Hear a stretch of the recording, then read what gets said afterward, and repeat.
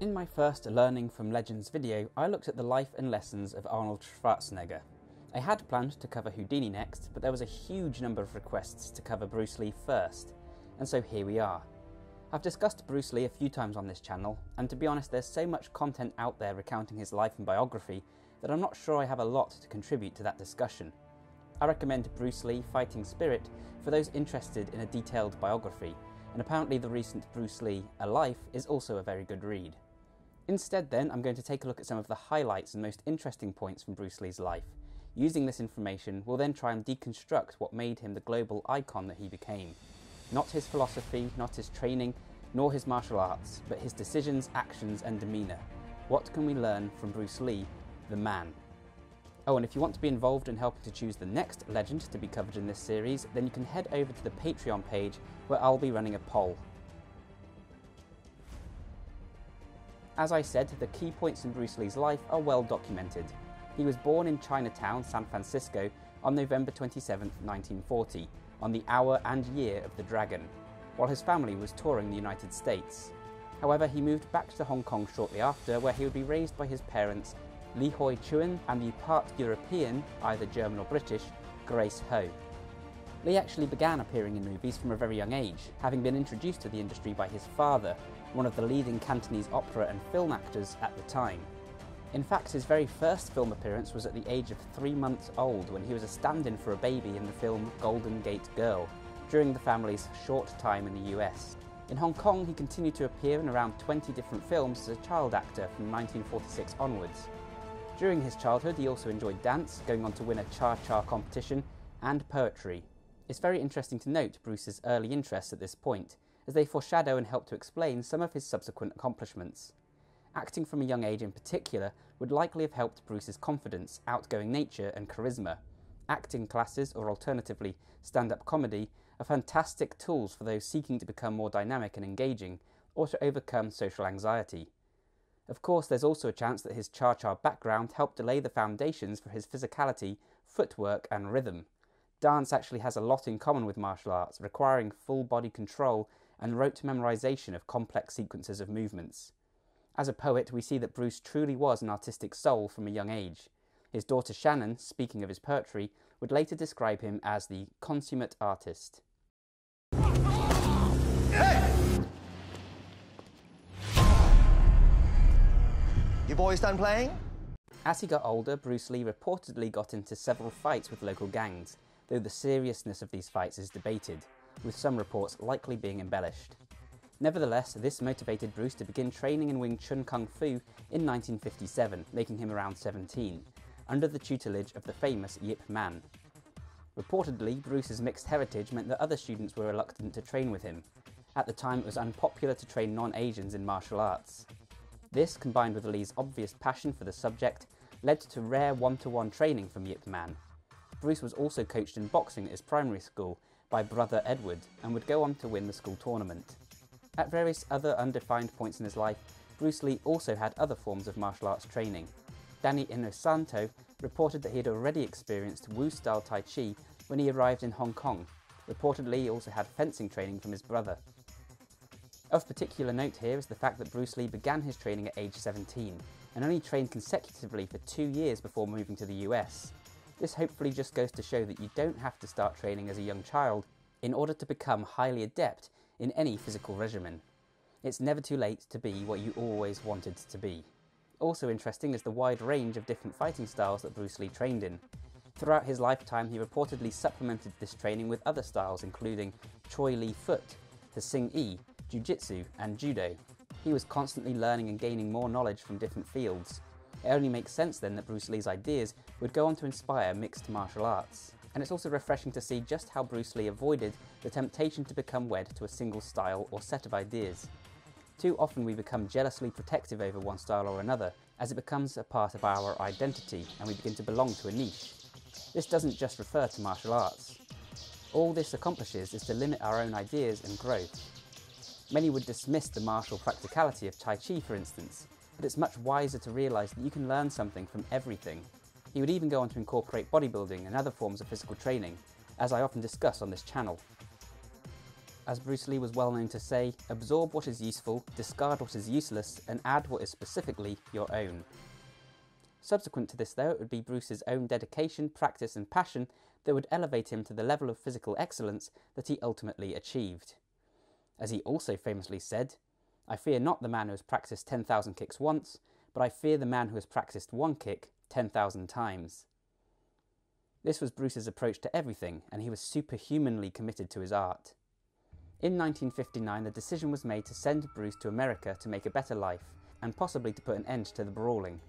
At the University of Washington, Bruce Lee studied dramatic art, psychology and philosophy, among other subjects.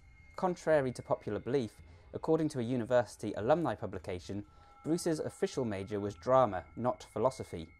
Nevertheless, Bruce Lee was very passionate about the latter, and it is only now that he's recognised for his many philosophical writings.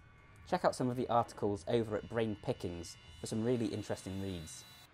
He was also a prolific reader himself, with an extensive personal library that informed many of his own ideas and musings.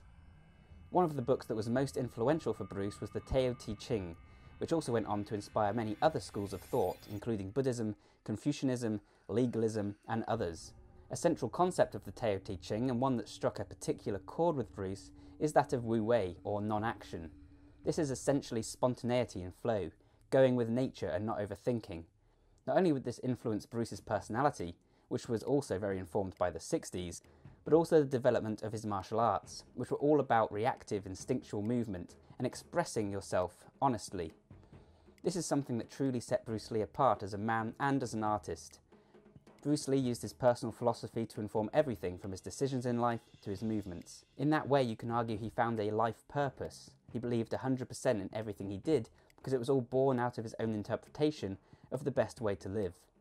If you haven't given thought to your own personal philosophy, this is something that is very much worth doing. Around the same time, Bruce Lee would meet his future wife, Linda Lee Cadwell, also a student at the college, who he married in August 1964. They went on to have 2 children, Brandon and Shannon Lee, in 1965 and 1969 respectively. Also during this time, Bruce Lee founded his own martial arts school, Junfang Gung Fu, which taught his own interpretation of Wing Chun.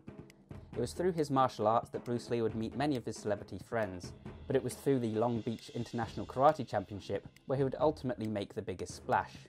It was here that he famously demonstrated his 1-inch punch and 2-finger push-ups. This was 1964. At this point he'd been training for 7 years in numerous styles. Not a long amount of time by most standards, and yet these displays of pure physicality, his charisma, his ability to package and sell ideas like these, and the speed and precision of his strikes were enough to make him instantly unforgettable. Of course, Bruce Lee's showmanship also ruffled some feathers. In 1964, Bruce had his infamous and controversial private match against Wong Jack Man, a direct student of Ma Kin Fung. Bruce Lee reports that he was challenged to the match in order to settle a dispute with the Chinese community of whether he should be teaching non-Chinese people martial arts.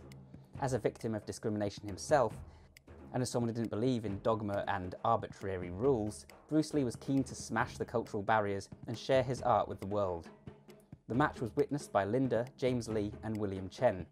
Reports here are very hazy though, and it's not entirely clear what happened. Ultimately though, Bruce Lee would continue to teach whoever he chose. Potentially inspired by this experience, Bruce Lee began to develop his fighting style further through 1967, giving birth to the now famous Jeet Kune Do. Jeet Kune Do translates to Way of the Intercepting Fist, and teaches students to dispel with the classical mess of traditional martial arts, to combine styles, and to ultimately focus on direct strikes, honest self-expression, and adapting to situations on the fly. Bruce further continued to develop himself physically as well, incorporating more weight training methods, endurance training, flexibility, and more. He had this to say on the matter. Training is one of the most neglected phases of athletics. Too much time is given to the development of skill, and too little to the development of the individual for participation. JKD ultimately is not a matter of petty technique, but of highly developed spirituality and physique.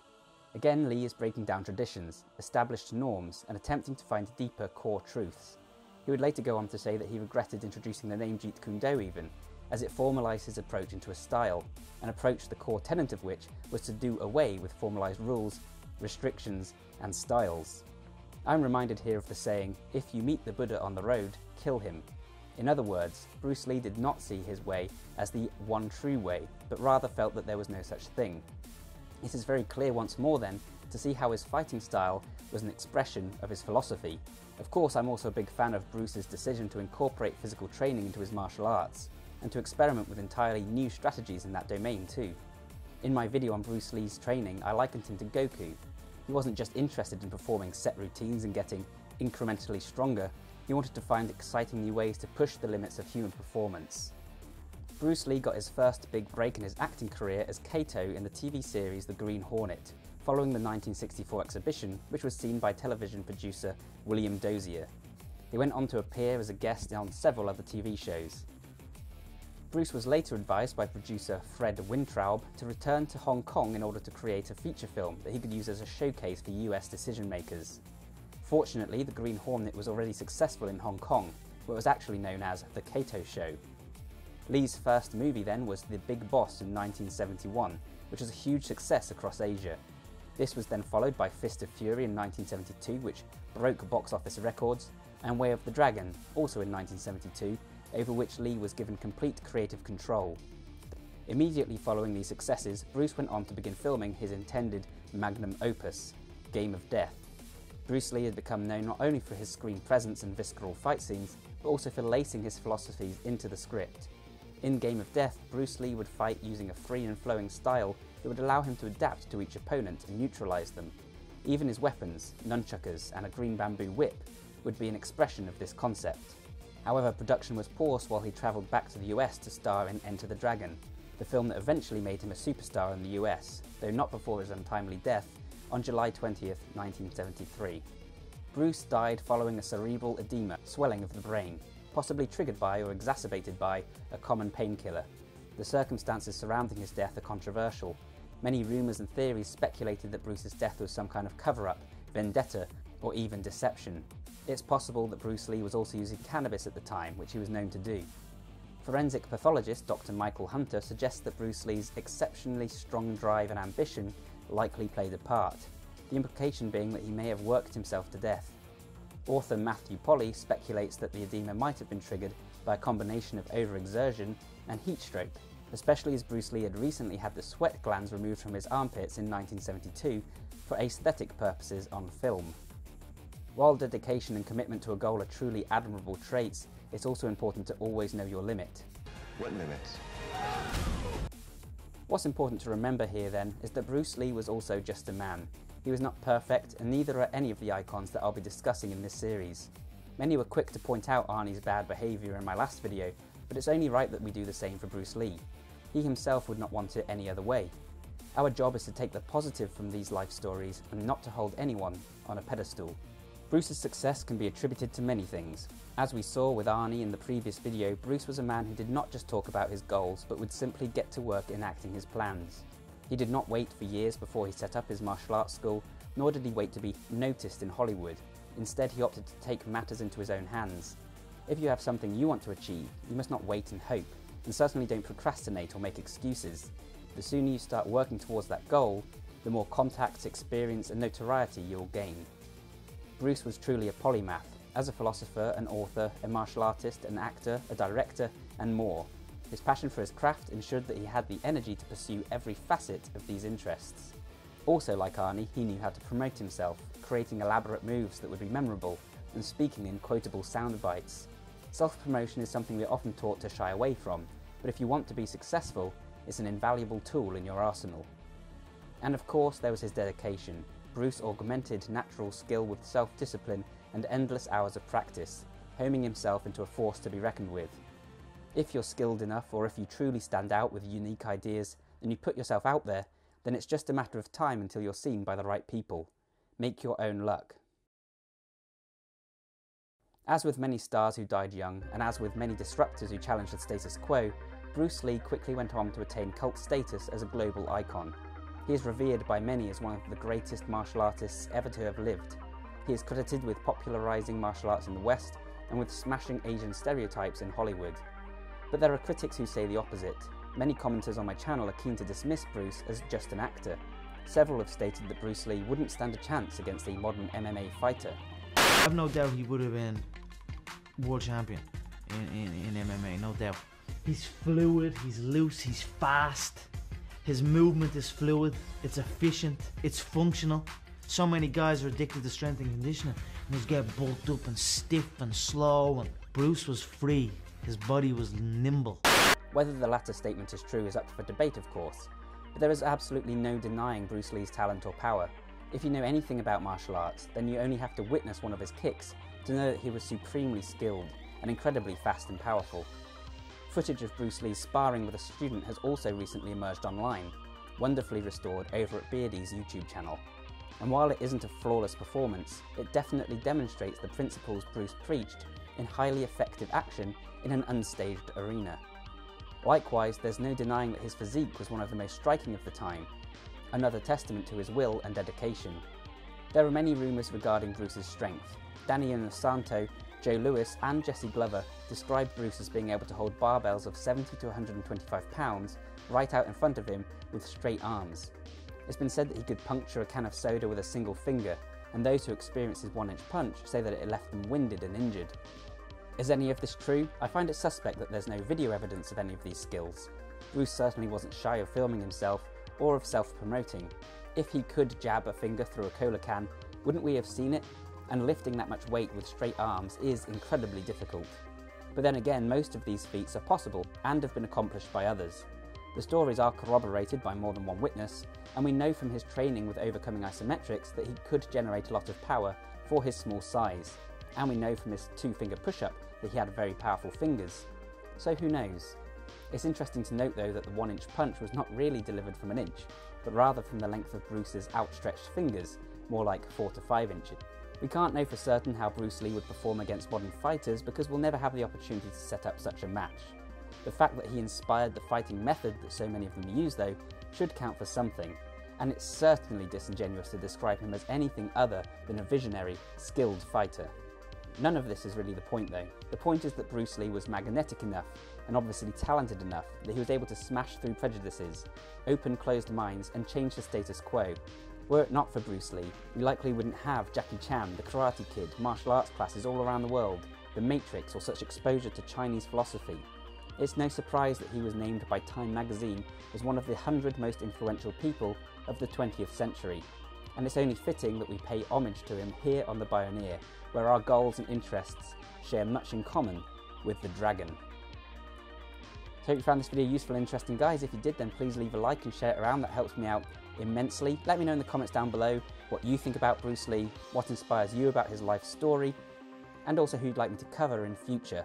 Like I say, you can head over to the Patreon page if you want to vote on who's going to be covered in the very next Learning from Legends episode. And in the meantime, I have my video on body language coming up very soon, followed shortly by my video on Nightwing training, and lots of other cool stuff. So if that all sounds cool, then thanks a ton for watching, please subscribe, and I'll see you next time. Bye for now.